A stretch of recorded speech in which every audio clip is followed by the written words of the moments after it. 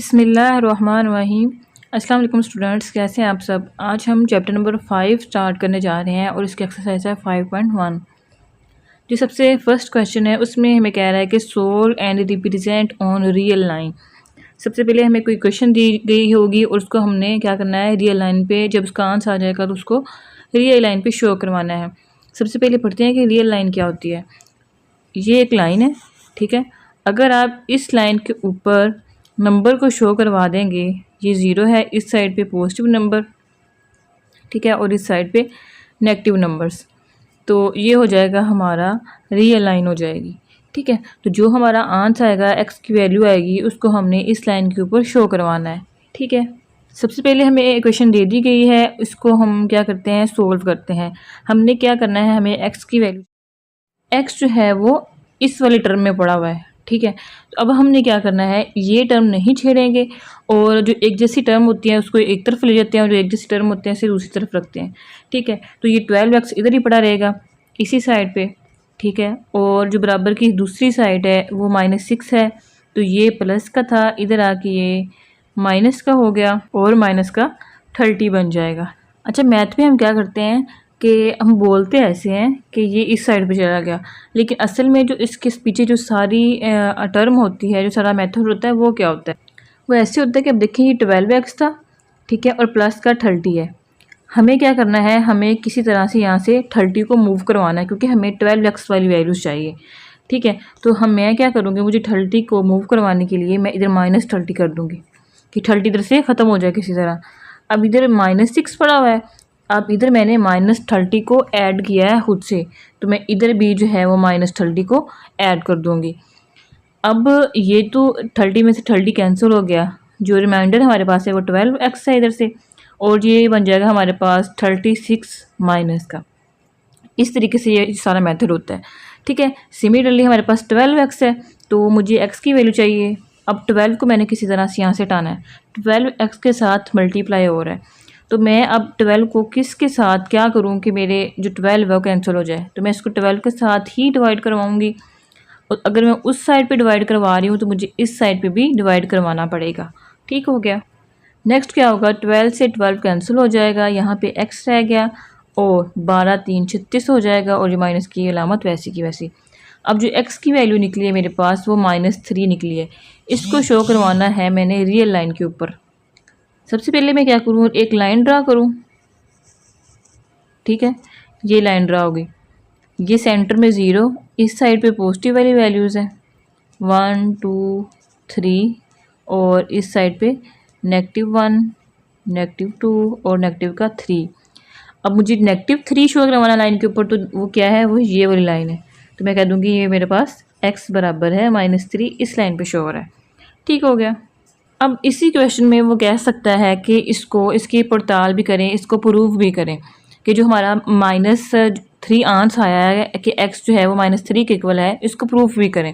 तो प्रूफ करने के लिए हम क्या करते हैं, ये 12x है, तो x की जगह जो आंसर आया है मेरे पास -3, इसको पुट कर देंगे, प्लस 30 हो जाएगा और इक्वल हो जाएगा -6 के। 12 3 36 हो जाएगा, माइनस का प्लस 30 है इधर और बराबर है -6, ठीक है। 36 में से 30 गए तो 6 आ गया, -6 आ गया, और इधर भी -6 आ गया। इसका मतलब है दोनों तरफ जो मेरा आंसर है वो सेम आया है, तो जो मेरी वैल्यू निकली है x = -3 वो करेक्ट है। होप सो आपको समझ आई होगी। अगर आपको वीडियो पसंद आती है, समझ आती है मेरे मेथड की, तो वीडियो को लाइक लाजमी किया करें। नेक्स्ट क्वेश्चन है x/3 + 6 = 12। हमें इसको सॉल्व करने के लिए क्या करें कि जो x वाली टर्म है वो इसी साइड पे रहेगी, ठीक है। ये -12 है और ये जो +6 था इधर आके -6 हो गया। अब x/3 है और 12 में 6 जो है वो ऐड किए तो ये 18 आ जाएगा और माइनस का 18। मुझे x की वैल्यू चाहिए, x इधर रहेगा। अब जो 3 था इधर डिवाइड हो रहा है, तो इधर आके ये क्या हो जाएगा, मल्टीप्लाई हो जाएगा, ठीक है। x जो मेरा आंसर आया वो है 54, ठीक है। 18 को 3 के साथ मल्टीप्लाई करवाएंगे तो आपका आंसर आ जाएगा 54। अब ये जो -54 है इसको मैंने रियल लाइन के ऊपर शो करवाना है, तो अब मेरे पास इतनी स्पेस तो नहीं होती कि मैं जो है वो इतनी 0 से लेके 1 2 3 4 54 तक जो मैं काउंटिंग लिखूँ।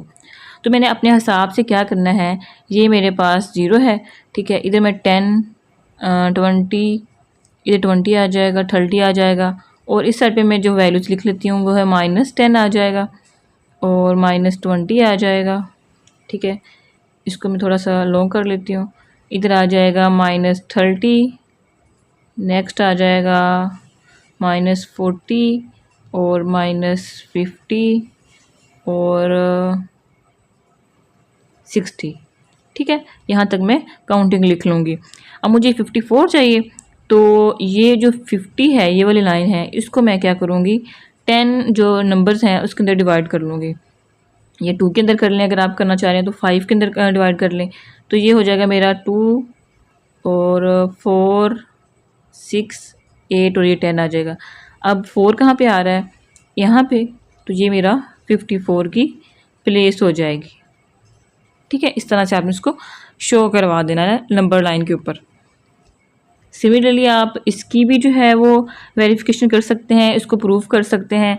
आप x के अंदर -54 ऐड करोगे, ठीक है, और ओवर 3 होगा +6 होगा और इक्वल टू -12, ठीक है। तो आप इसको सोल्व कर सकते हो। अब मुझे 12 लेके आना है, तो मैं इनका एलसीएम ले लूँगी। ये 3 आ जाएगा, इधर -54 ही आ जाएगा, और ये प्लस है तो ये 6 3 18 आ जाएगा, ठीक है। तो ये आ गया मेरे पास माइनस का 36 और ओवर है 3, ठीक है, और इधर है -12 3 को मैंने किया डिवाइड 36 के ऊपर, तो ये मेरा आ जाएगा -12। तो इसी तरह से जो मेरे जो आंस है, यानी कि दोनों तरफ जो वैल्यूज़ हैं वो सेम है, इसका मतलब है मेरा आंस ठीक है। अगर वेरिफिकेशन पूछ कर आपको कहे करने का, तो आपने इसको वेरिफिकेशन भी लाजमी करनी होती है। क्वेश्चन नंबर 3 देखते हैं। इसमें जो एक जैसी टर्म्स थी वो पहले एक साइड पे पड़ी हुई हैं, और जो कांस्टेंट वैल्यूज़ थी, यानी कि जो एक जैसी टर्म थी वो दूसरी साइड पे पड़ी हुई हैं।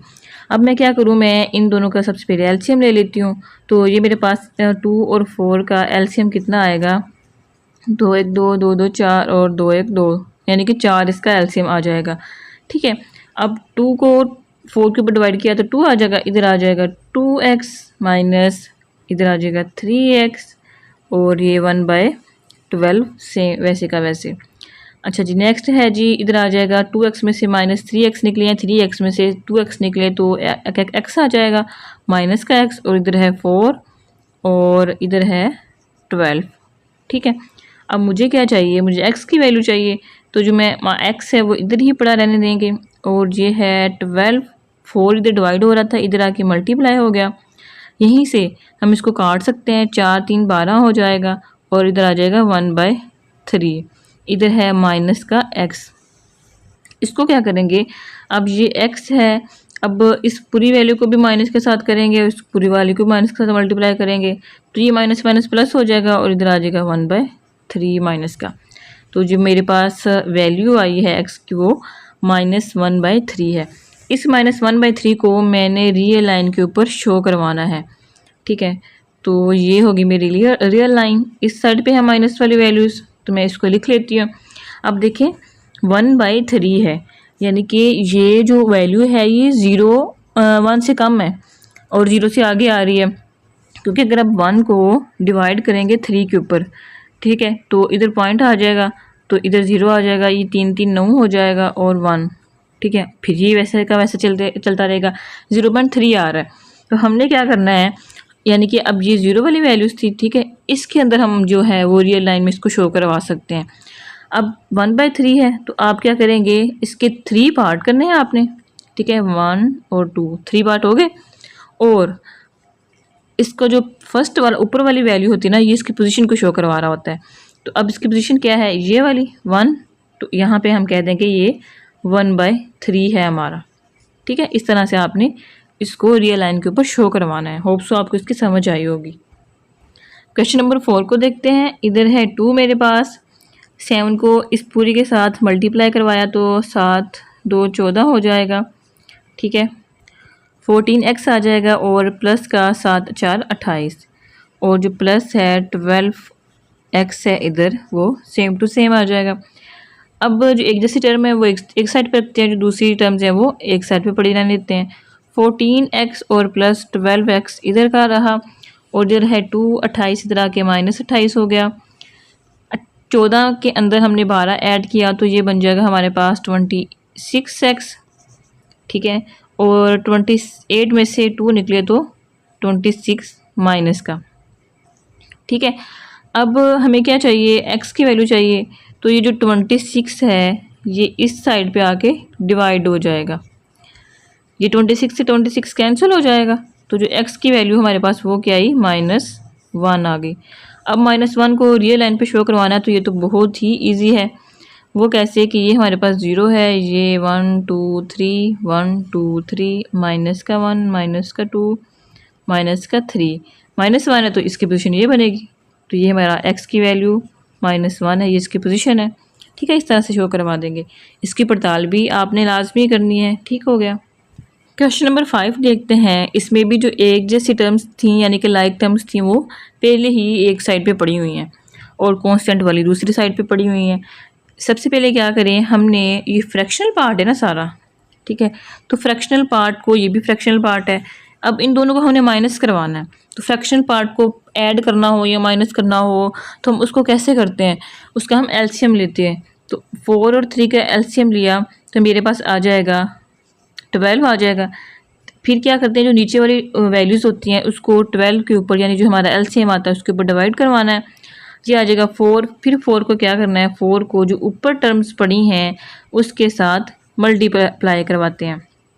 जो साइन है अंदर वाला वो वैसे ही रहा। 4 को 12 के ऊपर डिवाइड करवाया तो मेरे पास 3 आ जाएगा। अब 3 को 3x के साथ मल्टीप्लाई करवाना है तो 3 3 9 x हो जाएगा। इसको मैं डायरेक्ट ही लिख देती हूँ, ठीक है। अब इस साइड पे क्या वैल्यू पड़ी है, 5/6।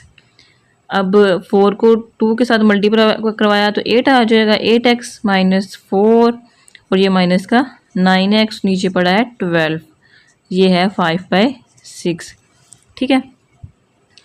8x में से 9x में से 8x किए तो x आ गया -x और ये -4, नीचे है 12, 5/6, ठीक है। अब ये जो 12 है इसको इधर डिवाइड हो रहा है, उधर जाके हम उसको मल्टीप्लाई करवा देते हैं। x है -4 है और ये 5 6 × 12, ये 6 2 12 हो जाएगा, इधर 10 आ जाएगा यानी कि 10 -x है और -4 है।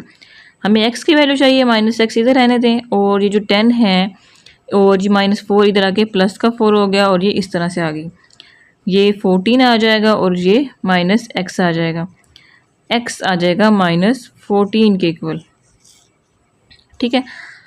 अब इस वैल्यू को अब रियल लाइन पे शो करवा सकते हो। मैंने रियल लाइन ड्रा कर ली है तो मुझे 14 शो करवाना है, ठीक है। तो ये इसको हम ले लेते हैं 4 4 की वैल्यूज़ में ले सकते हैं, 4 उधर हो जाएगा, फिर 8 आ जाएगा, फिर 12 आ जाएगा और 12 के बाद हमारे पास क्या होता है, इधर आ जाएगा 16 आ जाएगा, ठीक है। मुझे 14, अब ये जो -14 है, ठीक है, ये सारी ये माइनस वाली वैल्यूज़ है ना, -14 किसके दरमियान आ रहा है, ये इसके दरमियान आ रहा है। अब 12 और 16 के दरमियान कितनी वैल्यूज़ आ रही हैं, 4, ये हो जाएगा 13 14 15, ठीक है, और जो 16। अब मुझे -14 चाहिए यानी कि ये हो गया मेरे पास 13, ये हो गया 14। अब ये पोजीशन बनेगी x = -14 की, ठीक है। होप सो आप लोगों को समझ आ रही होगी। अच्छा, अब इसकी अगर हमने वेरिफिकेशन करनी हो तो कर सकते हैं। ये हो जाएगा मेरे पास 14 को 2 के साथ मल्टीप्लाई किया तो 28 आ जाएगा, ठीक है, माइनस का 28 और माइनस का 1 और ये 3 आ जाएगा। फिर इधर आ जाएगा 14 को 3 के साथ मल्टीप्लाई करवाया तो 42 आ जाएगा और इधर प्लस का साइन और ये 4, ये किसके इक्वल है, 5/6 के। 28 और 1 कितना हो जाएगा, 29 हो जाएगा। इधर आ जाएगा 30, इधर आ जाएगा माइनस का साइन और अगर इसको हम यहाँ पे करें, इसको सिंपलीफाई कर दें तो ये आ जाएगा 21/2 यानी कि 2 पे डिवाइड करवा दिया इसको और ये आ जाएगा 5/6। 3 और 2 का हमने एलसीएम लिया तो 6 आ जाएगा। तो 29 को 2 के साथ मल्टीप्लाई करवाया तो कितना आएगा, 58 आ जाएगा माइनस का और प्लस 21 को 3 के साथ मल्टीप्लाई किया तो ये आ जाएगा 63 और इधर आ जाएगा 5/6। 63 में से 58 निकाले तो हमारे पास कितना आ जाएगा, 5 और नीचे 6 है और इधर भी 5/6 है। तो इसका मतलब है जो हमारा आंसर था -14 वो ठीक है, ये हमने इसकी वेरिफिकेशन कर ली है।